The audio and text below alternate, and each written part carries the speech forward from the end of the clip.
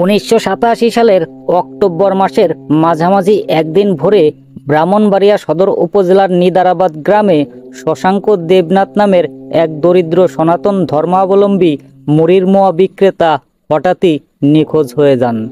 ঠিক নিখোঁজ বলা যায় না, কারণ পূর্ব পরিচিত তাজুল ইসলামের ডাকে বাড়ি থেকে বেরিয়ে যান তিনি। সন্তান সম্ভবা স্ত্রী বিরোজবালাকে বললেন তিনি গুড় আনতে বেরোচ্ছেন, কয়েক ঘন্টা পরেই ফিরে আসবেন। না, এরপর ফিরেননি শশাঙ্ক। ঘন্টা যায়, দিন যায়, সপ্তাহ যায়, মাস যায়, শশাঙ্ক আর ফিরেন না। তাজুলকে এরপর যতবারই বিরোজবালা জিজ্ঞেস করেছিলেন শশাঙ্ক কোথায়, তাজুলের একটাই জবাব, শশাঙ্ক তার কাছে জমি বিক্রি করে ভারতে চলে গেছে। এক পর্যায়ে বাধ্য হয়েই আদালতে তাজুলের নামে অপহরণের মামলা করেন বিরোজবালা, কারণ তাজুলই তো তাকে ডেকে নিয়েছিল। এক পর্যায়ে তাজুল পুলিশের ভয়ে গা ঢাকা দেন। একদিন গ্রামে থাকেন তো এরপর আবার হারিয়ে যান, আবার গ্রামেও ফিরে আসেন। এদিকে বিরোজাকে মামলা তুলে দিতে বারবার চাপ প্রয়োগ করেই চলেছেন, কিন্তু বিরোজা অনড়, কোনো মতেই তিনি মামলা তুলে নেবেন না। এভাবে 2 বছর কেটে যায়। মামলার রায় ঘোষণারও দিন ঘনিয়ে আসতে থাকে, আর তাজুল আটেন ভয়ঙ্কর এক ষড়যন্ত্র, যার ফলাফল 2 বছর পরের এক রাত্রি। 1989 সালের সেপ্টেম্বর মাসের এক রাত্রিতে শশাঙ্কের মতো এবার উধাও হয়ে গেল শশাঙ্কের গোটা পরিবারও। এক রাতের মধ্যেই হাওয়া সবাই। শশাঙ্কের পরিবারে ছিলেন তার স্ত্রী এবং 5 সন্তান। গ্রামের মধ্যে উঠে গেল। মূলত শশাঙ্ক যেহেতু আগেই ভারতে চলে গেছে, 2 বছর পর সুযোগ বুঝে স্ত্রী ও ছেলে মেয়েদেরকেও এখন নিয়ে গেছে। এখানেই সমাপ্ত হলো প্রথম অধ্যায়ের। তার মধ্যে স্থানীয় কেউ কেউ দাবি করে বসলো শশাঙ্ক তাদের কাছে তার বাড়িঘর ও জমিজমা বিক্রি করে চলে গেছে। এদের মধ্যে তাজুল বললেন যেহেতু শশাঙ্ক তার জমির মালিকানা বুঝিয়ে দেয়নি, সুতরাং এই জমি তার। বিরোজাও সেটি জানতো। এক পর্যায়ে ঝগড়াঝাটি হলেও সময়ের ব্যবধানে তা এক সময় মিটেও গেল। গ্রামের লোকজন শশাঙ্ককে গালাগালি করে বলতে লাগলো, মালাউনের বাচ্চা, এক জমি 3 জনের কাছে বিক্রি করে আকাটাকো দেশে পালাইছে, বেঈমান মালাউন। কাহিনীটা তবে এখানে শেষ হলেও পারত, কিন্তু না, এখানেই ঘটনার শুরু। এর কিছুদিন পর গ্রামের স্কুল শিক্ষক আবুল মোবারক একদিন বিকেলে নৌকা যোগে স্কুল থেকে বাড়ি ফেরার পথে ধোপাজুরি বিলের পানিতে দুর্গন্ধযুক্ত তেল ভাসতে দেখেন। তিনি মাঝিকে নৌকাটা খানিক ঘুরিয়ে নিতে বলেন। হঠাৎ নৌকার নিচে কি একটা আটকে যাওয়ায় দুলে ওঠে নৌকা। মাঝির বৈঠায় খটখট শব্দ হয়। কিছুটা সন্দেহ আবুল মোবারকের। মাঝি তখন বৈঠা দিয়ে পানির নিচে খোঁচাখুচি করতেই উঠে আসে একটি ড্রাম। ড্রামটির মুখ আটকানো, চারিদিকে ভয়ঙ্কর দুর্গন্ধ। বিষয়টি অস্বাভাবিক মনে হওয়ায় আব্দুল মোবারক ইউনিয়ন পরিষদের চেয়ারম্যান মেম্বার সহ গ্রামের গণ্যমান্য ব্যক্তিদের খবর দিলেন। এক পর্যায়ে ড্রাম খুলতেই সবাই স্তব্ধ হয়ে গেল। ড্রামে 3টি লাশ। কারো কারো মনে সংশয় আরো বাড়ল। সন্ধান চলল আরো অনেকক্ষণ। এক পর্যায়ে বিলেই পাওয়া গেল আর একটি ড্রাম। সেই ড্রামে টুকরো টুকরো করে রাখা আছে আরো 3 জনের লাশ, মোট 6টি লাশ। এরা আর কেউ নয়, 11 দিন আগে নিখোঁজ হওয়া ওই গ্রামেরই নিরীহ শশাঙ্ক দেবনাথের স্ত্রী ও 5 সন্তানের লাশ ছিল এগুলো। শশাঙ্কের এক মেয়ে সুনীতিবালা শ্বশুরবাড়ি থাকায় তিনি প্রাণে বেঁচে যান। এদিকে এই ঘটনার পরপরই গা ঢাকা দেয় তাজুল ও গ্রামের কিছু লোক। তখন তদন্তে নামে পুলিশ।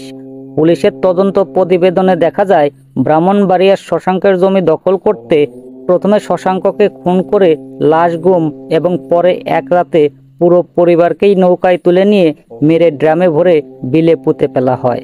দিনে তারা প্রচার করেছিল বিরোজবালার পরিবার ভারতে চলে গেছে। তদন্তে দেখা যায় মূলত শশাঙ্কের সম্পত্তির উপর লোভ ছিল পাশের গ্রামের কসাই তাজুল ইসলামের। এ কারণেই প্রথমে অপহরণ করে শশাঙ্ককে হত্যা করেছিল সে। 2 বছর পর তার স্ত্রী সন্তান সহ 6 জনকে হত্যা করে ড্রামে চুন মিশিয়ে লাশ ভরে বিলে ফেলে দেওয়া হয়। মনে রাখা ভালো, তাদের সর্বকনিষ্ঠ নিহত সন্তানের বয়স ছিল 2 বছর। বিরোজা ও তার সন্তানদের লাশ পাওয়ার পরে তাজুল লাপাত্তা। এদিকে হত্যাকাণ্ডের আগে তাজুলের বিরুদ্ধে বিরোজার অপহরণ মামলা এবং তারপর বিরোজা ও 6 খুন এবং লাশ পাওয়ার খবরে তাজুলের ফেরারি হওয়া, পুলিশের তদন্ত, সব জায়গাতেই তাজুল এই খুনের প্রধান আসামি। ইতিমধ্যে ধরা পড়ে গেছে তাজুলের সহযোগীরাও। 1989 সালের অক্টোবর মাসে তাজুলকে খুঁজতে পুলিশ মারিয়া হয়ে ওঠে, কিন্তু তার টিকিটেরও সন্ধান পাওয়া যাচ্ছিল না। এই ঘটনা নিয়ে সারা দেশের মানুষের কৌতূহল। পত্রিকায় কলামের পর কলাম ছাপা হচ্ছে। স্বরাষ্ট্র মন্ত্রণালয় থেকে অনবরত চাপের মুখে পুলিশেরও ঘুম হারাম। এদিকে তাজুলের কোনো ছবি নেই, তাই বোঝা যায় না কে তাজুল। শেষ পর্যন্ত স্থানীয় এক সাংবাদিকের মাধ্যমে পুলিশ জানতে পারে তাজুল কৃষি ব্যাংকের অ্যাকাউন্ট খুলেছিল, সেখানে তার ছবি থাকতে পারে। শেষ পর্যন্ত পুলিশ সেখানেই তার ছবি পেয়ে যায়। সেই ছবি মতে কিছুদিন অভিযান চালালেও পুলিশ তাজুলকে খুঁজে পায়নি। এরই কিছুদিন পরে সিআইডির এক গোয়েন্দা ঢাকার কাকরাইল মসজিদের সামনে দিয়ে হেঁটে যাচ্ছিলেন। হঠাৎই এক মুসল্লিকে দেখে থমকে যান তিনি। মুসল্লির গায়ে লম্বা দাড়ি, চুল পেছনে ঘাড়ের নিচ পর্যন্ত নেমে গেছে, মাথায় সাদা গোল টুপি। তাবলিগ জামাতের একদল মানুষের মাঝে লোকটি দাঁড়ানো। কিছুক্ষণ পরেই তারা অন্য একটি জেলায় দিনী দাওয়াতের কাজে চলে যাবে। সিআইডির ওই গোয়েন্দা পকেট থেকে ভাঁজ করা পত্রিকার ছেঁড়া একটি কাগজ বের করলেন। একবার কাগজের দিকে তাকালেন, পরক্ষণেই তাকালেন সেই লোকটার দিকে। তিনি বুঝতে পারছেন না পত্রিকার ছবির মানুষটি তার সামনে দাঁড়ানো ব্যক্তিটি একই কিনা। ছবিতে কিন্তু দাড়ি নেই, চুল ছোট, আর সামনে যে লোক দাঁড়িয়ে আছে সেই লোকের লম্বা দাড়ি এবং বাবরি চুল। এক পর্যায়ে ওই লোকের চোখে চোখ রাখেন সেই গোয়েন্দা। চোখাচোখি হতেই তিনি নিশ্চিত হন এই সেই লোক যাকে গোটা দেশের মানুষ খুঁজছে। সঙ্গে সঙ্গেই সঙ্গীদের নিয়ে জাপটে ধরেন জোব্বা পরা লোকটিকে। লোকটি তখন চিৎকার করে মুসল্লিদের কাছে সাহায্য চাইতে মুসল্লিরা এগিয়ে আসলো। সঙ্গে সঙ্গে সিআইডির সেই গোয়েন্দা তার সঙ্গে থাকা সিআইডির পরিচয়পত্র দেখান এবং বলেন, এই সেই তাজুল। গোয়েন্দা পুলিশের দল তাজুলকে মালিবাগ সিআইডি দপ্তরে নিয়ে যায়। পরবর্তীতে পুলিশ এ ঘটনায় 38 জনকে দায়ী করে আদালতে চার্জশিট দিয়েছিল। আদালতে দেয়া জবানবন্দিতে তাজুল এই হত্যাযজ্ঞের যে বিবরণ দিয়েছিলেন তা পড়তে গেলে যে কারোরই গা শিউরে উঠবে। মানুষ যে কতটা পাশবিক, নিষ্ঠুর ও ভয়ঙ্কর হতে পারে তা এই হত্যাযজ্ঞের জবানবন্দি প্রমাণ করে। জবানবন্দিতে তাজুল বলেছিল, আমি শশাঙ্ক দেবনাথের সম্পত্তি দখল করার জন্য বিরোজবালা ও তার সন্তানদের হত্যা করার পরিকল্পনা করি। হত্যার 5-6 দিন পূর্বে পাঁচগাঁওয়ের বাজারের একটি কাঠের দোকানের পেছনে আমি আব্দুল হোসেন ও বগদিয়ার হাবিবকে প্রথমে জানাই যে শশাঙ্কের সম্পত্তি দখলের জন্য বিরোজবালা ও তার সন্তানদের হত্যা করতে হবে। আব্দুল হোসেন আমার কথায় রাজি হয় এবং সে 30,000 টাকা দাবি করে। আমি 20,000 টাকা দিতে রাজি হই। এর পরের দিন বাজারের চায়ের দোকানে আব্দুল হোসেন আমাকে টাকা জোগাড় করে বাগদা গ্রামের মমিনের কাছে জমা রাখতে বলে। 2 দিন পর আমি মমিনের নিকট প্রথম দিনে 15,000 টাকা জমা রাখি। একই সঙ্গে ঘটনার কাজে সহায়তা করার জন্য অন্যান্য আসামিকে নিয়োজিত করি। 3রা সেপ্টেম্বর আব্দুল হোসেন আমাকে জানায় ঘটনার জন্য লোকজন প্রস্তুত এবং 5 সেপ্টেম্বর রাতে ঘটনা ঘটাতে হবে। আমি একতারপুরের শহীদ মাঝির ইঞ্জিনের নৌকা 200 টাকায় ভাড়া করি।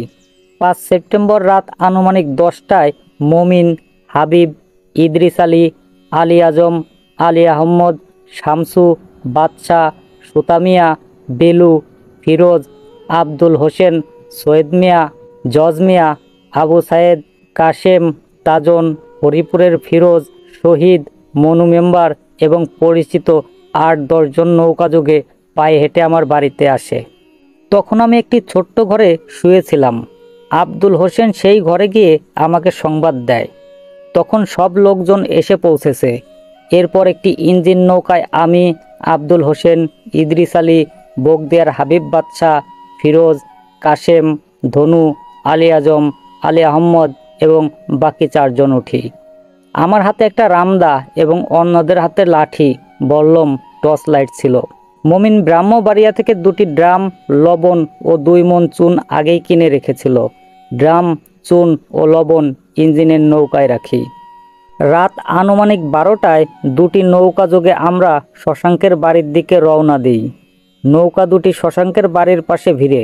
নৌকায় 2জনকে পাহারায় রাখা হয়। বাকিরা সকলে শশাঙ্কের বাড়িতে উঠে আসি। ফিরোজ প্রথমে একটি লোহার শাবল দিয়ে বিরোজবালার ঘরের পেছনের জানালার রড বাঁকা করে ভিতরে প্রবেশ করে এবং ঘরের সামনের দরজা খুলে দেয়। আমরা কয়েকজন ভিতরে প্রবেশ করি, অন্যরা তখন বাইরে পাহারায়। দরজা খোলার পর বিরোজবালা ও তার ছেলেমেয়েদের পশ্চিমের কক্ষে চৌকিতে ও মাটিতে ঘুমন্ত অবস্থায় দেখতে পাই। আমিও আব্দুল হোসেন বিরোজবালার মুখ চেপে ধরি। বিরোজবালার বড় মেয়ে সামান্য চিৎকার দিয়েছিল। বাকিরা বিরোজবালার 5 ছেলে মেয়েকে মুখ চাপিয়ে কোলে করে নৌকায় ওঠায়। নৌকায় ওঠানোর পর আবুল হোসেন বিরোজবালা ও তার ছেলে মেয়েদেরকে ধমক দিয়ে বলে, শব্দ করলে কেটে ফেলবে। তারপর ইঞ্জিন নৌকাটি ধোপাজুরি বিলে যায়। ইঞ্জিনবিহীন নৌকাটি ইঞ্জিনের নৌকার পিছনে ছিল। ধোপাজুরি বিলে নৌকা থামিয়ে আব্দুল হোসেন ও ফিরোজ বিরোজবালাকে চেপে ধরে। আমি রামদা দিয়ে বিরোজবালার নাভি বরাবর 2-3 কোপ দিয়ে দ্বিখণ্ডিত করি। আলী আজম ও ফিরোজ বিরোজার বড় মেয়ে নিয়তিকে চেপে ধরে। আব্দুল হোসেন রামদা দিয়ে 2 কোপে মেয়েটিকে দ্বিখণ্ডিত করে। ধনুমিয়া বিরোজের ছোট ছেলেকে গলা চেপে মেরে ফেলে। ফিরোজ আলী বিরোজার ছোট মেয়েকে চেপে ধরলে আলী আজম দা দিয়ে দ্বিখণ্ডিত করে। বাদশাহ এবং হাবিব বিরোজা ও শশাঙ্কের ছোট 2টি ছেলেকে কুপিয়ে দ্বিখণ্ডিত করে। বিরোজাকে কাটার সময় শরীরের কাপড় ছিল না। তারপর খণ্ডিত দেহগুলিকে 2টি খালি ড্রামে ভর্তি করে লবণ ও চুন দিয়ে ঢাকনা বন্ধ করে পানিতে ডুবিয়ে রশি দিয়ে খুঁটির সঙ্গে বেঁধে রাখি। পরে রক্তে রঞ্জিত নৌকাটি ধুয়ে ফেলি।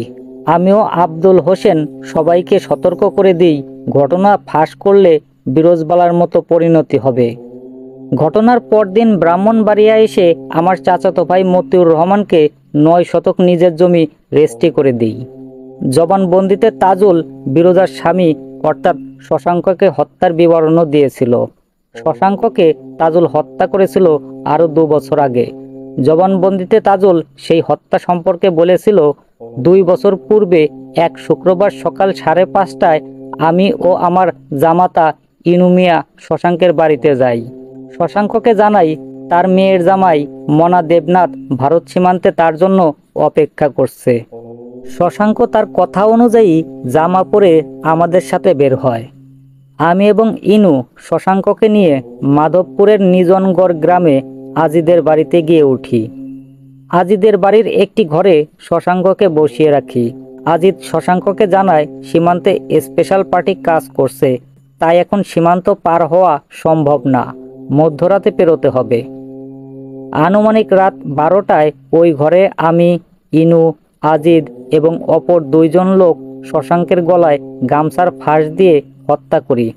আজিদ এবং অপরিচিত 2 ব্যক্তি শশাঙ্কের মৃতদেহ কাঁধে করে ভারতের চেহরিয়া গ্রামে নিয়ে যায় এবং একটি পরিত্যক্ত রিফিউজি ক্যাম্পের পাতকুয়ায় নিক্ষেপ করে চলে আসে।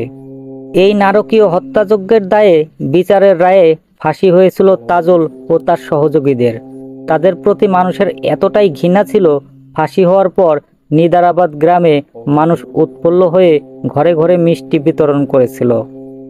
এমনকি তাজুল ও তার সহযোগীদের লাশ যখন জেল থেকে বের করছিল তখন মানুষ থুথুয়ার জুতা মেরেছিল। সেই খুনের ঘটনা স্মরণ করতে গেলে আজও আঁতকে ওঠেন নিদারাবাদের মানুষ। পরবর্তীকালে নিদারাবাদের সেই নিকৃষ্ট হত্যাকাণ্ড নিয়ে কাদো নিদারাবাদ নামেও একটি চলচ্চিত্র তৈরি হয়েছিল। আমাদের এই আয়োজনটি যদি আপনাদের ভালো লেগে থাকে তাহলে দয়া করে সাবস্ক্রাইব করবেন এবং বেল বাটনটি অন করে দিয়ে একটি লাইক করে যাবেন। ধন্যবাদ।